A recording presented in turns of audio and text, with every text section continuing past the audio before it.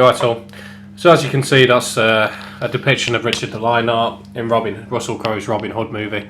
Obviously, at that point, he's fighting a battle in France before a planned return to England after fighting in the Crusades. So that's that. Now, if we fast forward to 2024, the Richard Lionheart era would have been the 12th century. But if we fast forward to sort of 21st century now, King Charles's speech is what I'm leading to. Can draw from one another, and of how diversity of culture, ethnicity and faith provides strength, not weakness. Change the fucking record. That it's quite ironic because of what comes up next, but so it's just pushing the same message. King Charles is a globalist anyway. He wants this big global utopian Britain. He was involved with the calling for the Great Reset, back in 2020. Wants to create a global world with no identity. It's strange because they want no borders, but also there's going to be loads of restrictions on your travel as well. So like 15-minute zones. Again, it's all like Orwellian doublethink contradictions. But to stick to the point, I just think it's quite crazy how we've gone from someone like Richard the Lionheart as one example, fighting against the Muslims at the time who were conquering Europe and kicking them back to the Middle East. As it goes, I've got nothing against Muslims as such, but him talking about diversity as a strength, well, it is, but what's going to happen in Britain and the Western world, there won't really be any diversity, ethnic diversity as such, because it's all going to be mixed up. We'll be left with no solid identity, which is the problem with this diversity pushing. But it's quite ironic because the next thing he talks about, after going on about diversity being a strength, is the riots that kicked off. Deep sense of pride here in the United Kingdom when, in response to anger and lawlessness in several towns this summer, communities came together, not to repeat these behaviours, but to repair. The irony. So diversity to strength, well, it was actually diversity that caused those incidents in Southport, which is what you're alluding to, which sparked anger because ordinary people were fed up. We've been ignored for decades now, called racist and xenophobic. Far right is a new one. So for someone to be stood in a palace going on about lawless gangs in towns and cities across the UK, they're people who've been broken. They're white British people who've fed up with watching their towns and cities decaying before their very eyes. Some of it's their fault. Shopping on Amazon doesn't have a high street, for example. Some of them don't take care of themselves, all that sort of stuff. But by and large, a lot of these policies have been enforced on them, such as mass immigration, has changed their towns and cities into completely different landscapes that they can't recognise anymore. Combined with that, the deindustrialisation that's taken place. So places like Middlesbrough, where some of the riots kicked off, or Hartlepool, they're places with broken people because there's no industry left there. They're just existing.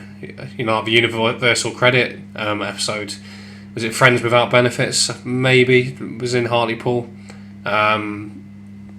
It's not right. I just find it ironic that this is a guy talking about, this is a king talking about diversity being a strength, and then the next thing you're on about is the aftermath of the Southport incident, which was, as the lying media told us, was a Welsh choir boy, but in reality it was a Rwandan Muslim migrant, regardless whether he's born here or not.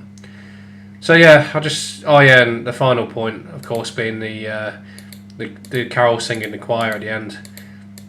Bear in mind, this is a country in northwest Europe, so if you were to watch this in Africa, you'd expect the choir to be black. If you're watching it in Europe, you'd expect them to be white.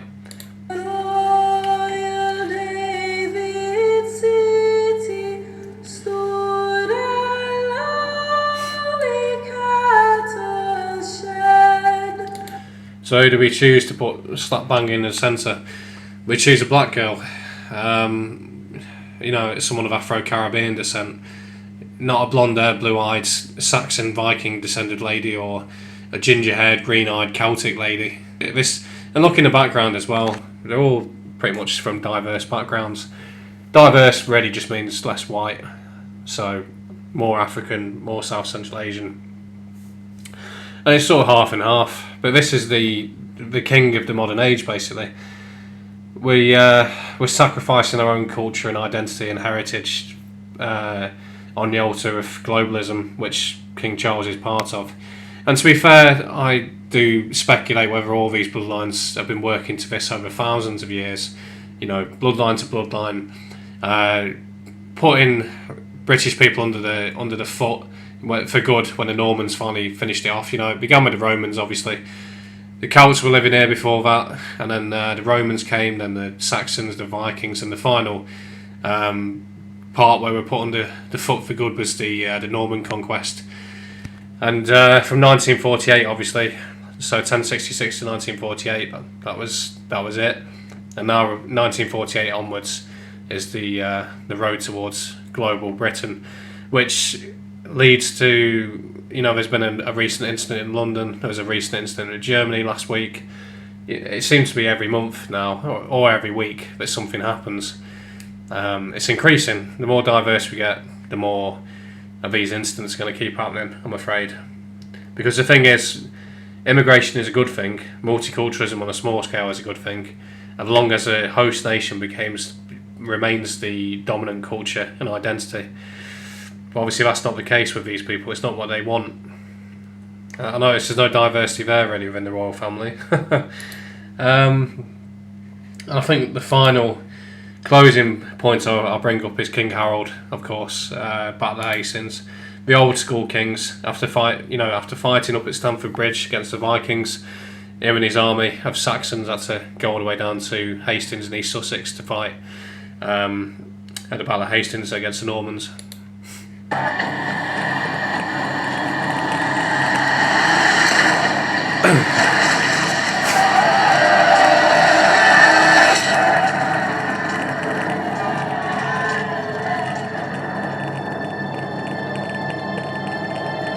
King of England is dead. And I think that's a good way to end it on, really, because can I really respect? It's hard for me to say it, but can I really respect, you know, a king or a monarchy that's pushing for the destruction of their own country? You know, these old school kings, Richard the Lionheart, King Harold, you know, they would be on the battlefield opposing mass immigration of the day.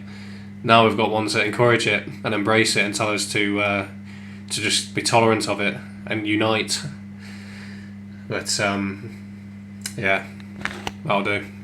Oh, and of course, hope you had a good Christmas and Boxing Day. So that'll do for now. Cheers.